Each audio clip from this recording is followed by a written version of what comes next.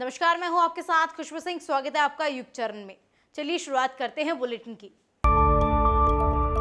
6 राज्यों की 7 विधानसभा सीटों के उपचुनाव के नतीजे आने शुरू हो गए हैं। इन सीटों पर 5 सितंबर को वोटिंग हुई थी। इनमें उत्तर प्रदेश की घोसी, उत्तराखंड की बागेश्वर, बंगाल की धूपगुड़ी, झारखंड की डुमरी, केरल की पुथपथली और त्रिपुरा की धनपुर और बॉक्सानगर सीट शामिल है। चुनाव आयोग की वेबसाइट के मुताबिक त्रिपुरा की धनपुर और बॉक्सानगर सीट बीजेपी ने जीत ली है। इसके अलावा झारखंड और उत्तराखंड की एक सीट पर बीजेपी बढ़त बनाए हुए है। उत्तर प्रदेश की घोसी सीट से समाजवादी पार्टी, बंगाल में टीएमसी और केरल में कांग्रेस आगे चल रही है। इन 7 विधानसभा सीटों में से 5 सीट घोसी यानी यूपी, बागेश्वर उत्तराखंड, डुमरी यानी झारखंड, बॉक्सानगर और धनपुर यानी त्रिपुरा पर INDIA गठबंधन एक साथ चुनाव लड़ रहा है। बंगाल के धूपगुड़ी और केरल के पुथुपल्ली सीट पर INDIA गठबंधन की पार्टियां एक दूसरे के खिलाफ मैदान में हैं। केबीसी के एपिसोड में अमिताभ बच्चन ने कहा कि उन्हें AI से डर लगता है। बिग बी ने कहा कि उन्हें डर लग रहा है कहीं उन्हें होलोग्राम में न बदल दिया जाए। दरअसल शो में आए एक कंटेस्टेंट ने उनसे AI की बात छेड़ दी। उसने कहा कि आने वाले वक्त में AI क्रिएटिव लोगों की जॉब भी खा सकता है। इस पर अमिताभ बच्चन ने कहा कि उन्हें भी इस बात का आभास होता है कि कहीं AI उनकी जॉब न छीन ले। अहमदाबाद के रहने वाले चिराग अग्रवाल अमिताभ बच्चन के साथ हॉट सीट पर बैठे थे। उन्होंने कहा कि ऐसा नहीं है कि AI सिर्फ लेबर जॉब्स पर कब्जा करेगा, सबसे ज्यादा परेशान इससे क्रिएटिव लोग हैं। चिराग ने बिग बी से कहा, हो सकता है कि आने वाले वक्त में आपकी जगह होलोग्राम यूज किया जा रहा हो। होलोग्राम सामने एक ऐसी इमेज बनाता है जिसे कई एंगल से देखा जा सकता है। जब हम होलोग्राम देखते हैं तो ऐसा फील होता है कि एक सामने कोई असली इंसान खड़ा हो। असल में वो इंसान की लेजर के जरिए छवि बना देता है। चीन में सरकारी कर्मचारियों के आईफोन इस्तेमाल के रोक की रिपोर्ट के बाद एप्पल के शेयरों में गिरावट दूसरे दिन भी आई है।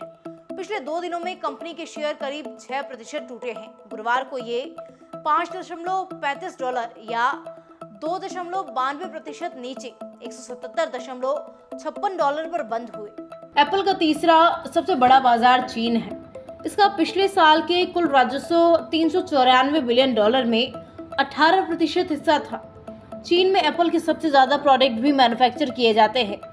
सरकारी कर्मचारियों पर प्रतिबंध से चीन में आईफोन की बिक्री 5% तक कम हो सकती है। 2 दिन पहले वॉल स्ट्रीट जर्नल ने अपनी एक रिपोर्ट में बताया था कि चीन ने अमेरिकी कंपनी एप्पल सहित दूसरे देशों के डिवाइस के यूज पर रोक लगा दी है। हालांकि ये रोक केवल सरकारी अधिकारियों पर लागू होगी। अधिकारियों से कहा गया कि वो ऑफिस में इन डिवाइसों को न लाए और न ही काम के लिए यूज में ले।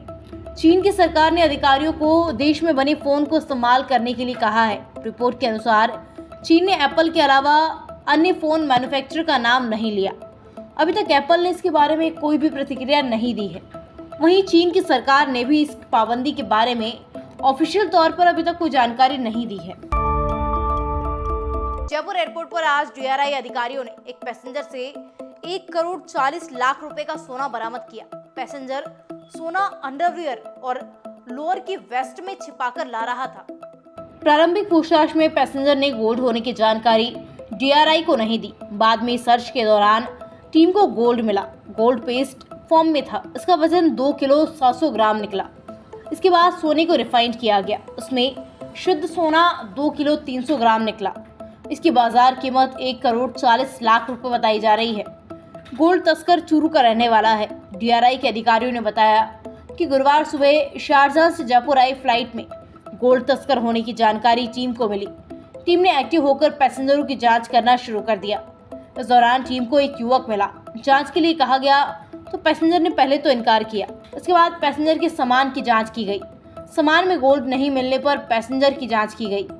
यात्री के अंडरवियर की वेस्ट और लोअर की वेस्ट में सोना पेस्ट के रूप में छिपा हुआ मिला।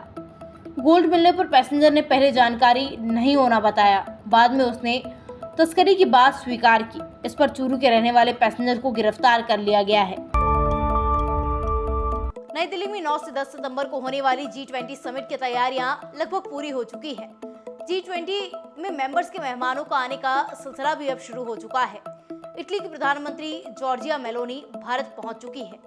उन्हें कृषि राज्य मंत्री शोभा कंदरलाजे ने रिसीव किया है। इस समिट में 19 देशों और यूरोपियन यूनियन के प्रतिनिधि शामिल होंगे। इसके अलावा 9 और देशों को समिट में गेस्ट के तौर पर बुलाया गया है। G20 समिट के दौरान प्रधानमंत्री मोदी 15 वर्ल्ड लीडर से बायलैटरल बातचीत करेंगे। आज अमेरिका, बांग्लादेश और मॉरिशस से द्विपक्षीय बातचीत होगी। इस बीच खबर है कि चीन और EU ने अफ्रीकन यूनियन को G20 का मेंबर बनाने के लिए भारत का समर्थन किया है। वहीं भारत आने से पहले स्पेन के राष्ट्रपति पेड्रो सांचेज कोरोना संक्रमित हो गए हैं। उनकी जगह vice president Nadia Calvino Santa Maria और विदेश मंत्री जॉस मैनुअल अल्बेरिस समिट में शामिल होंगे। ब्रिटेन के पीएम ऋषि सुनक आज दोपहर 1:40 पर और अमेरिकी राष्ट्रपति जो बाइडेन शाम 6:55 तक भारत आ सकते हैं। ऐसी तमाम खबरों के लिए सब्सक्राइब कीजिए हमारे चैनल को और यूं ही देखते रहिए युग चरण को।